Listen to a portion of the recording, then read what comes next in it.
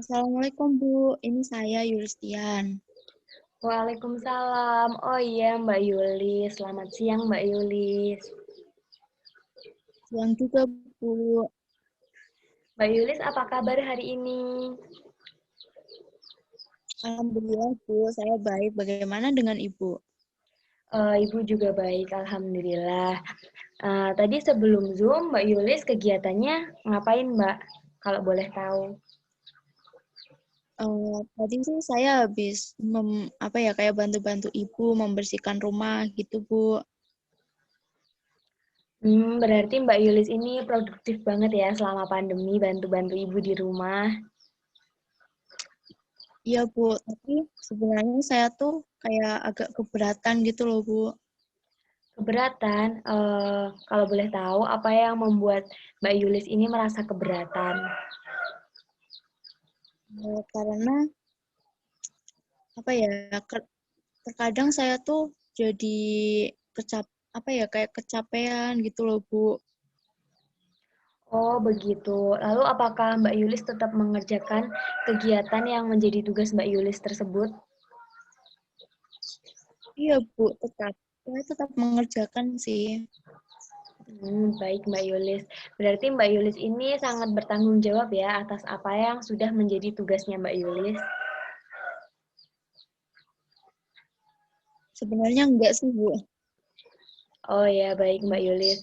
Mbak Yulis bisa bercerita sama Ibu tentang permasalahan apa yang sedang dirasakan sama Mbak Yulis.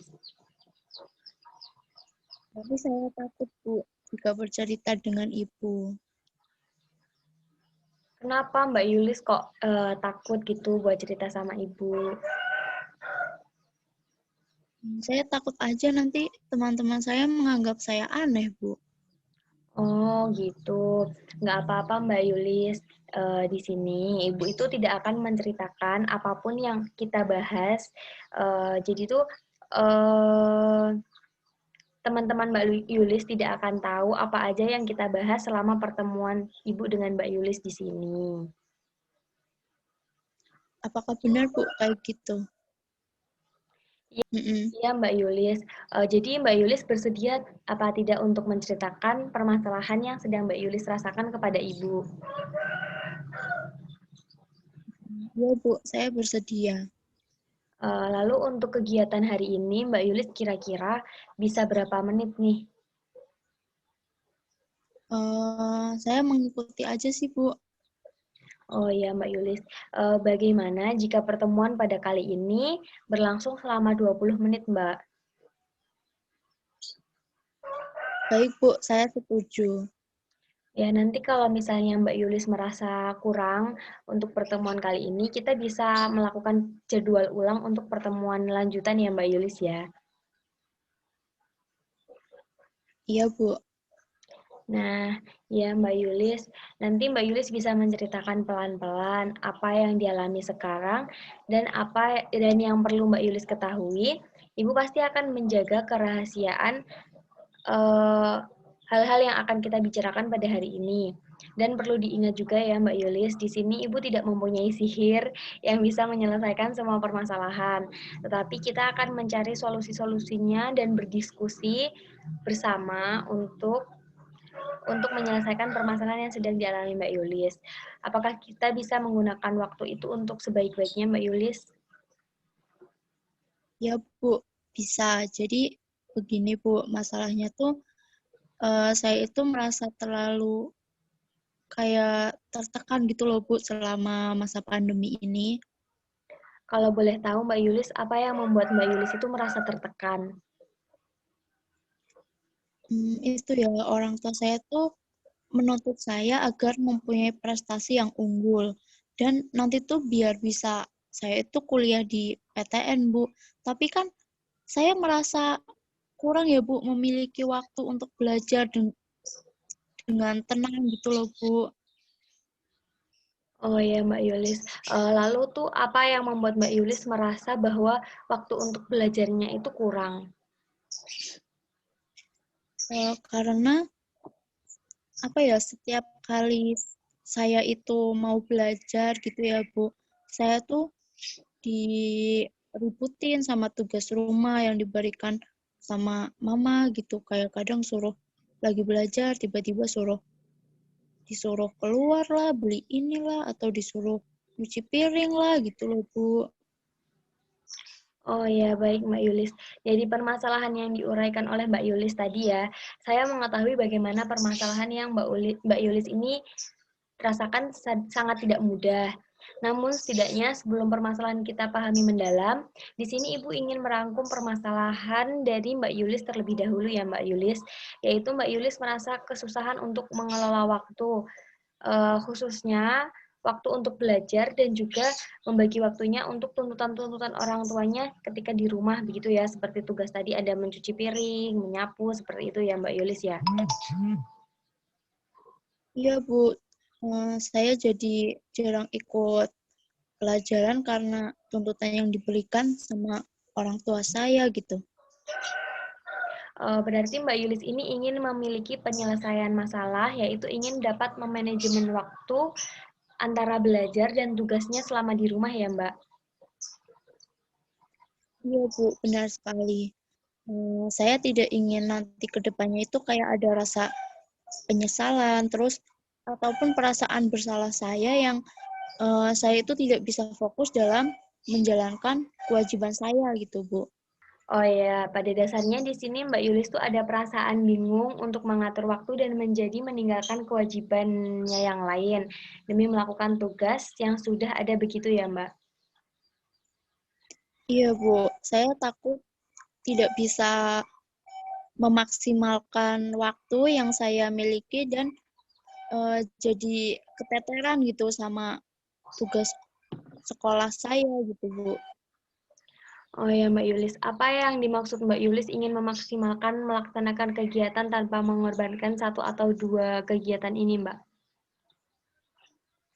Iya, Bu, benar sekali. Saya tuh ngerasa pusing dan jadi tidak fokus gitu pada pelajaran saya karena kayak harus apa sih banyak kayak disambi kegiatan lain gitu. Selama di rumah saya tuh pengennya ya belajar dengan fokus tapi juga tetap dapat mengerjakan tugas di rumah untuk membantu orang tua gitu, Bu. Baiklah, jika memang demikian adanya, sekarang mari Mbak Yulis memikirkan tentang kebingungan yang sedang Mbak Yulis rasakan. Di sini Ibu memiliki skala 1 sampai dengan 10, di mana skala 1 menunjukkan kebingungan Mbak Yulis yang teramat besar, di mana seakan Mbak Yulis tidak bisa melakukan apapun, dan di skala 10 ini Mbak Yulis tidak merasakan kebingungan sama sekali. Bagaimana Mbak Yulis mengerti? Oh iya, Bu, mengerti.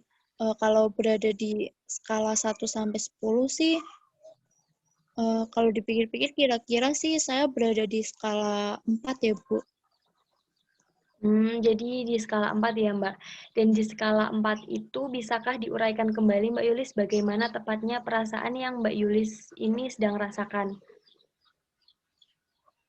Ya, jadi kalau misal posisi saya di skala 4, saya itu merasa apa ya, pikiran saya itu terbebani dan tidak bisa tenang gitu, Bu. Oh ya, jadi Mbak Yulis ini merasa terpikirkan terus begitu ya. Tapi apakah memang permasalahan itu tuh selalu terfikirkan begitu Mbak? Atau ada saat-saat di mana Mbak Yulis itu merasa tenang dan tidak memikirkan permasalahan itu gitu Mbak? Ya ada sih, Bu. Ketika saya lagi apa ya nonton film gitu yang saya suka gitu loh, Bu. Nah, bagus sekali ya, Mbak. Tetapi di sini Mbak Yulis memiliki saat-saat di mana Mbak Yulis bisa merilekskan diri begitu, atau membebaskan diri dari permasalahan-permasalahan yang Mbak Yulis sedang rasakan.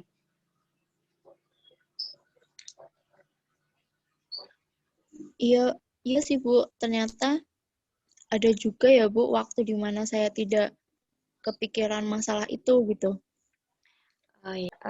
Baiklah, dari pembicaraan kita beberapa menit ini dapat kita simpulkan sementara ya Mbak, bahwasanya saat ini Mbak Yulis sedang dalam keadaan tidak menyenangkan, di mana terdapat permasalahan yang mengharuskan Mbak Yulis memiliki pilihan yang sulit, yaitu Mbak Yulis harus bisa mengerjakan tuntutan yang diberikan kepada Mbak Yulis sekaligus mengikuti kegiatan sekolah, begitu ya Mbak? Iya, Bu. Pengennya sih keputusan saya itu tidak berdampak pada masa depan saya ataupun memberatkan diri saya ke depannya gitu loh, Bu. Nah, bagus sekali apabila Mbak Yulis memiliki niatan yang seperti tersebut. Nah, sekiranya langkah-langkah apa yang hendak Mbak Yulis lakukan untuk mencapai niatan tersebut? Ya, mungkin saya tuh mau ngomong ke ibu saya, Bu. Soalnya kan permasalahan saya juga bukan cuma pada diri saya sendiri, tetapi juga orang tua saya juga gitu, begitu loh, Bu. Oh ya, baik sekali Mbak. Berarti Mbak Yulis akan meminta saran kepada ibunya terlebih dahulu ya? Iya, Bu. Soalnya kalau menurut saya tuh, kalau sudah berada di rumah, di tempat di mana kita bisa bersama keluarga itu kan pikiran jadi lebih tenang, lebih jernih. Di situ kan saya jadi lebih bisa membuat suatu keputusan yang memang benar-benar pilihan saya terlebih dahulu gitu loh, Bu, yang memang benar-benar pilihan saya itu orang tua saya juga memberikan motivasinya kepada saya gitu. Nah, bagus sekali Mbak Yulis. Namun di sini coba dipersiapkan kembali ya Mbak, hal apa saja yang ingin disampaikan agar orang tua Mbak Yulis nantinya dapat memahami dengan baik. Kapan terakhir kali Mbak Yulis kiranya tuh berbincang dari hati ke hati sama ibunya gitu Mbak? Oh, sebenarnya sih apa ya, saya jarang ya Bu ngomong sama apa ya dari hati ke hati itu sama mama gitu. Karena saya tuh lebih suka memendam perasaan saya sendiri gitu, Bu. Oh, begitu ya, Mbak Yulis lebih penyendiri begitu ya. Nah, sekarang begini saja Mbak Yulis. Mari sejenak kita berimajinasi. Sekarang biarkan diri kamu membayangkan bahwa ketika kamu selesai dari konseling hari ini dan Mbak Yulis tuh berada di lajur yang kayak berada di jalan, lebih percaya diri begitu. Lalu bisa mengungkapkan permasalahan yang dialami kepada orang tuanya, sehingga Mbak Yulis tuh merasa aman dan dapat menyelesaikan permasalahan yang sedang dialami Mbak Yulis saat ini. Uh, Coba diimajinasikan dulu Mbak Yulis. Nanti apakah ada perbedaan begitu? Iya, Bu. Saya sangat bahagia loh, Bu, kalau kayak gitu. Nah, tadi Mbak Yulis kan mengatakan bahagia kalau misalnya bisa menyelesaikan permasalahannya begitu ya. Lalu apa yang akan Mbak Yulis lakukan untuk saat ini? Mungkin saya akan menceritakan beberapa permasalahan yang sebenarnya sedang saya rasakan dan mengganggu saya gitu supaya mama saya tuh dapat mengerti permasalahan yang sedang saya alami gitu. Nah, bagus sekali Mbak Yulis. Sekarang di sini Ibu hendak menanyakan seberapa jauh perubahan yang telah kita capai bersama ya Mbak. Setelah tadi kan di awal Ibu ingin tadi menanyakan tentang perskalaan. Di sini Ibu juga mempunyai skala dari 1 sampai 10. Skala 1 itu di mana Mbak Yulis masih memiliki ketakutan-ketakutan, lalu juga kayak merasa kurang aman, permasalahan tadi tuh masih mengganggu, sangat-sangat mengganggu Mbak Yulis. Sedangkan di skala 10 itu Mbak Yulis tidak merasakan permasalahan apapun.